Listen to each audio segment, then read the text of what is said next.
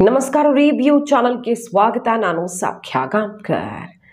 ಒಂದು ಕಡೆ ಯುಪಿ ರಾಜಕಾರಣ ಕೊತ ಕುದೀತಾ ಇದೆ. ಬಿಜೆಪಿಯ ಒಳಗಡೆನೆ ಕಿಡಿ ಹೊತ್ತುಕೊಂಡಿದೆ. ಈ ಹೊತ್ತಲ್ಲಿ ದಿಟ್ಟ ಹೆಜ್ಜೆಯನ್ನ ಇಟ್ಟಿದ್ದಾರೆ ಯೋಗಿ ಆದಿತ್ಯನಾಥ್. ಇಡೀ ದೇಶದಲ್ಲಿ ಅಲ್ಲೋಲ ಕಲ್ಲೋಲ ಸೃಷ್ಟಿಯಾಗ್ತಾ ಇದೆ. ಯೋಗಿ ಆದಿತ್ಯನಾಥ್ ಮಹತ್ವದ ನಿರ್ಧಾರ, ಕಂಗಾಲು ಮಾಡಿರುವ ಆದೇಶ ಏನು? ಹಾಗಾದ್ರೆ ಮಾಹಿತಿನ ಮುಂದೆ ಇಡ್ತಾ ಇದೀವಿ. ಮಿಸ್ ಮಾಡಿದ್ರೆ ನಮ್ಮ ಚಾನಲ್ನ ಸಬ್ಸ್ಕ್ರೈಬ್ ಮಾಡಿ, ನಿಮ್ಮ ಅಭಿಪ್ರಾಯ ಕಮೆಂಟ್ ಮಾಡಿ ತಿಳಿಸಿ. ಎಸ್ ವೀಕ್ಷಕರೇ, ಒಂದು ಕಡೆ ಯೋಗಿ ಆದಿತ್ಯನಾಥ್ ಕುರ್ಚಿಯನ್ನ ಬುಲ್ಡೋಸ್ ಮಾಡುವಂಥ ಪ್ರಯತ್ನ ಆಗ್ತಿದೆ ಬಿಜೆಪಿಯ ಒಳಗಡೆನೆ.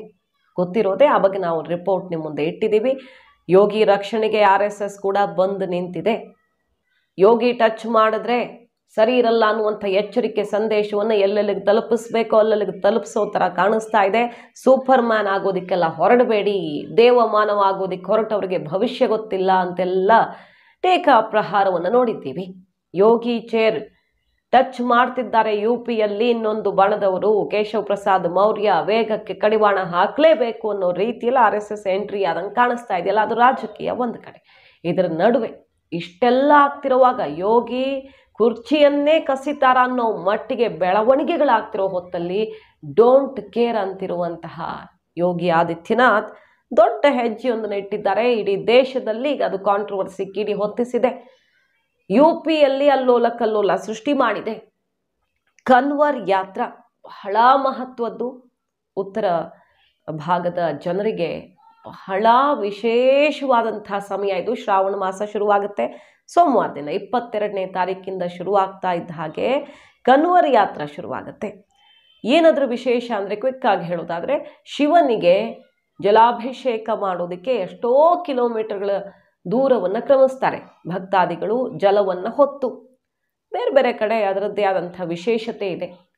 ಕನ್ವರ್ ಯಾತ್ರಾ ಸಾಗುವಂಥ ಮಾರ್ಗದಲ್ಲಿ ಒಂದು ಕಟ್ಟುನಿಟ್ಟಿನ ಆದೇಶವನ್ನು ಹೊರಡಿಸಿದೆ ಯುಪಿ ಗೌರ್ಮೆಂಟ್. ಈಗ ಹೋಟೆಲ್ ಸೇರಿದಂತೆ ಒಂದು ಸಣ್ಣ ಹಣ್ಣಿನ ಅಂಗಡಿನೋ ಅಥವಾ ತಿಂಡಿ ಅಂಗಡಿನೋ ಡಾಬಾನೋ ಯಾವುದಾದ್ರೂ ಆಗಿರಲಿ, ಹೋಟೆಲ್ ಸೇರಿದಂತೆ ಎಲ್ಲ ತಿನಿಸಿನ ಅಂಗಡಿಗಳಲ್ಲಿ ಮಾಲೀಕರ ಹೆಸರನ್ನು ಪ್ರದರ್ಶನ ಮಾಡೋದು ಕಡ್ಡಾಯ. ಡಿಸ್ಪ್ಲೇ ಮಾಡಬೇಕು. ಅವರು ಮಾಲೀಕರು ಯಾರು, ಅವ್ರ ಹೆಸರೇನು ಅನ್ನೋದನ್ನು ಬೋರ್ಡ್ ಸಮೇತ ಡಿಸ್ಪ್ಲೇ ಮಾಡಬೇಕು.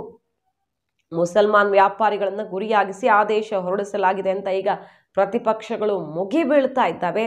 ಈ ಆದೇಶದ ವಿರುದ್ಧ ರೆಸ್ಟೋರೆಂಟ್ ಆಗಲಿ, ಆ ಮಾರ್ಗದಲ್ಲಿರುವಂಥ ಯಾವುದೇ ಸಣ್ಣ ಪುಟ್ಟ ತಿಂಡಿ ತಿನಿಸಿನ ಅಂಗಡಿಗಳು ಹೆಸರನ್ನು ಡಿಸ್ಪ್ಲೇ ಮಾಡಬೇಕು ಅಂತ CM ಯೋಗಿ ಆದಿತ್ಯನಾಥ್ ಶುಕ್ರವಾರ ಆದೇಶ ಹೊರಡಿಸಿದ್ದು ಈಗ ಸಿಕ್ಕಾಪಟ್ಟೆ ಆಕ್ರೋಶ ಸ್ಫೋಟವಾಗಿದೆ.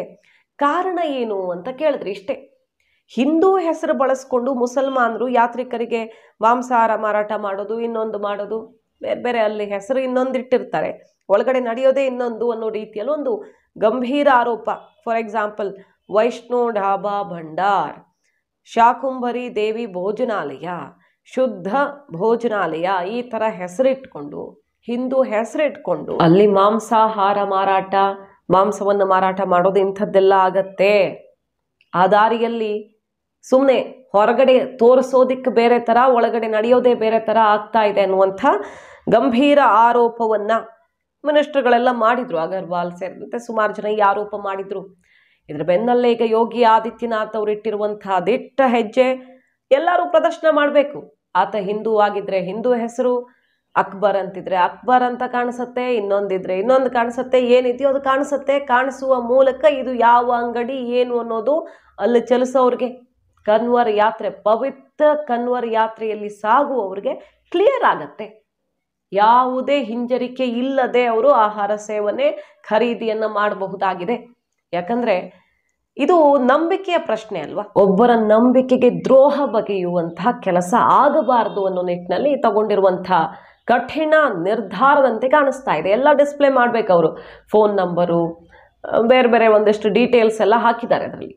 ಈ ಕಂಡೀಷನ್ಸಲ್ಲಿ ಹೆಸರು ಕಡ್ಡಾಯವಾಗಿರಲೇಬೇಕು. ಈಗ ಉತ್ತರಾಖಂಡ್ ಸರ್ಕಾರವು ಯೋಗಿ ಮಾಡೆಲ್ ಅನ್ನೇ ಪಾಲಿಸೋದಕ್ಕೆ ಮುಂದಾಗ್ತಿದ್ದು, ಅಲ್ಲೂ ಆಕ್ರೋಶ ಸ್ಫೋಟವಾಗಿದೆ. ಕಾಂಗ್ರೆಸ್ ಈಗ ಮುಗಿಬೀಳ್ತಾ ಇದೆ. ಮುಸಲ್ಮಾನರನ್ನ ಟಾರ್ಗೆಟ್ ಮಾಡ್ಕೊಂಡು ಮಾಡ್ತಿದ್ದಾರೆ. ಹಾಗಾದ್ರೆ ಒಂದು ಸಮುದಾಯದವರು, ಅದಕ್ಕೆ ಸೇರಿದವರು ಅನ್ನೋ ಕಾರಣಕ್ಕೆ ಅವ್ರಿಗೆ ಲಾಸ್ ಆಗ್ಬೇಕಾ? ಅವ್ರು ಮಾರಾಟ ಮಾಡುವಂಥ ಹಕ್ಕನ್ನೇ ಕಿತ್ತುಕೊಂಡಂಗೆ ಆಗ್ತಾ ಇದೆ. ಇದಕ್ಕಿಂತ ಈ ರೀತಿಯ ರಾಜಕಾರಣ, ಹೊಲಸು ರಾಜಕಾರಣ ಮಾಡೋದಕ್ಕೆ ಸಾಧ್ಯವೇ ಇಲ್ಲ. ಚುನಾವಣೆಯ ಲಾಭಕ್ಕಾಗಿ, ರಾಜಕೀಯ ಲಾಭಕ್ಕಾಗಿ ಅಂಗಡಿ ಮಾಲೀಕರ ಹೆಸರು ಬರೆಸೋದಕ್ಕೆ ಹೊರಟಿರೋದಿದೆಯಲ್ಲ, ಮತ್ತು ಮಾಂಸ ನಿಷೇಧ ಮಾಡೋದಿದೆಯಲ್ಲ, ಅದು ಅಸಂವಿಧಾನಿಕ.